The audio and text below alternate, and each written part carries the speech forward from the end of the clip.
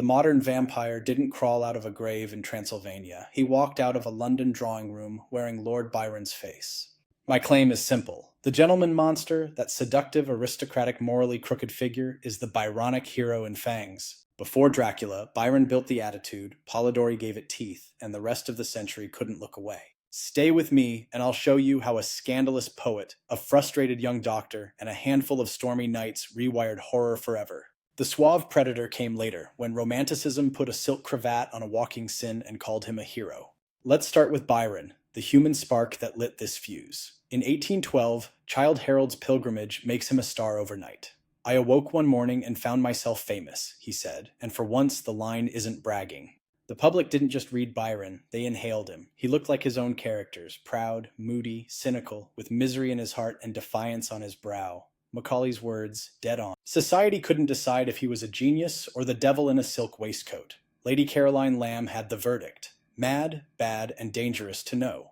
Byron cultivated that edge: affairs, debts, rumors of incest, then exile in 1816. And here's our hinge moment, the year without a summer, Geneva, Villa Diodati. Byron, Percy, and Mary Shelley, Claire Clairmont, and Byron's young physician, John Polidori. Rain lashes the lake. They read German ghost stories. Byron tosses out a challenge: write your own. Mary eventually dreams Frankenstein. Byron dashes off a vampire fragment and gets bored. Polidori takes notes. 4 years later, 1819, Polidori publishes The Vampire. It detonates. Meet Lord Ruthven, pale, dazzling, aristocratic, with a smile that feels like a trap. He glides through salons, ruins lives, and never breaks a sweat. Everyone in London knows who's being skewered. Ruthven is the name Caroline Lamb had already used for her Byronic villain in Glenarvon. Polidori wasn't subtle. He weaponized Byron's persona and turned it undead. Ruthven seems to die, makes Aubrey swear silence for a year and a day, then waltzes back into London society alive and courting Aubrey's sister. The oath muzzles the witness. The gentleman monster thrives in the very heart of civilization. On the wedding day, the oath lapses, and it's too late. Sister dead, vampire vanished. That cold ending changed the game. The publication scandal only sharpened the fangs. The new monthly magazine slaps "A Tale by Lord Byron" on the story. Sales explode. Byron is furious and disowns it. Polidori, 23, has to claw back credit while London decides he plagiarized his own idea. He wins the name but not the fame. 2 years later, he's gone, a suicide at 25. The vampire outlives him. Lord Ruthven becomes the blueprint for the elegant predator. Why did Ruthven hit so hard? Because he packaged Byronism as horror. The Byronic hero had already fascinated readers: a fallen noble, lonely, sardonic, tormented by a secret guilt, magnetic to everyone he should destroy.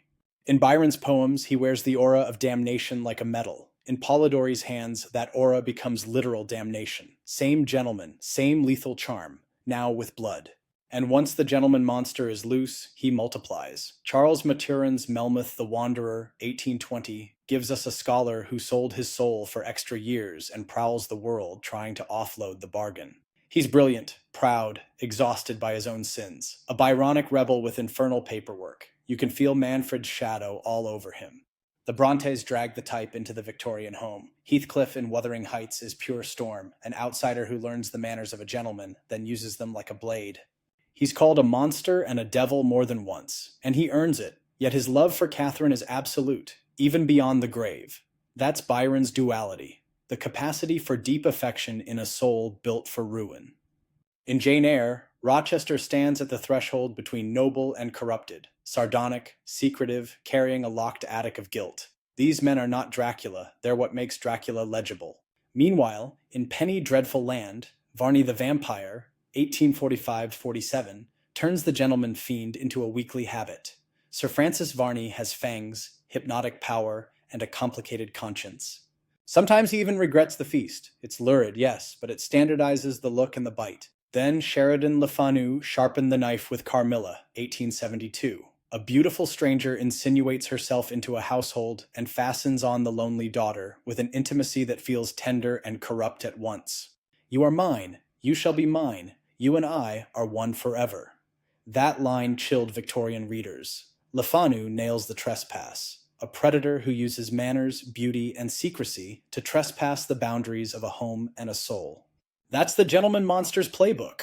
Which brings us to The Crown, Stoker's Dracula, 1897.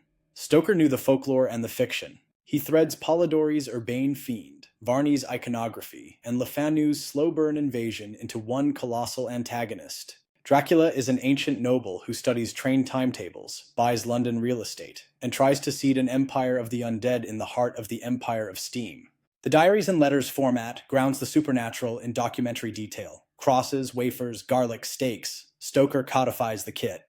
And he leans hard into the spiritual duel Polidori hinted at. A demonic aristocrat parasitizing the living while a band of moderns fights him with reason and faith. But the core is still Byron. The Count can be charming, witty, even oddly courteous. He's a warlord, a seducer, a corrupter, a gentleman who is also a monster. Strip the cape, and you're back at the Villa Diodati, a poet with a dangerous face, a crowd entranced, and a young doctor realizing that the most frightening creature in Europe is already sitting by the fire. Midway check. Which version of the gentleman monster works on you? The glamorous salon predator or the moor-stalking lover who wrecks a family out of grief? Hold that thought. I want your vote at the end. So why did Byron become the target for all this? Because he made himself a myth. He blurred the line between art and life. He wrote heroes who sneered at society and confessed terrible secrets, then lived like one of them. He was a noble who broke the rules with style and paid for it with exile. He died young in Greece, which only burnished the halo of doom. A culture that worshipped charisma and feared moral collapse found its figurehead. Writers took that figure, split it open, and found a ready-made monster. The gentleman monster is Byron's gift, or curse, to Gothic literature. Polidori's Lord Ruthven turns the Byronic glare into a vampire's gaze. Melmoth, Heathcliff, Rochester, Varney, Carmilla, and finally Dracula carry the torch. The old graveyard ghoul becomes a polished predator who feeds in parlors and bedrooms, a walking satire of communion and a mirror for elite corruption. If you love vampires with manners and menace, thank a poet who made sin look handsome and a doctor who dared to call him by another name.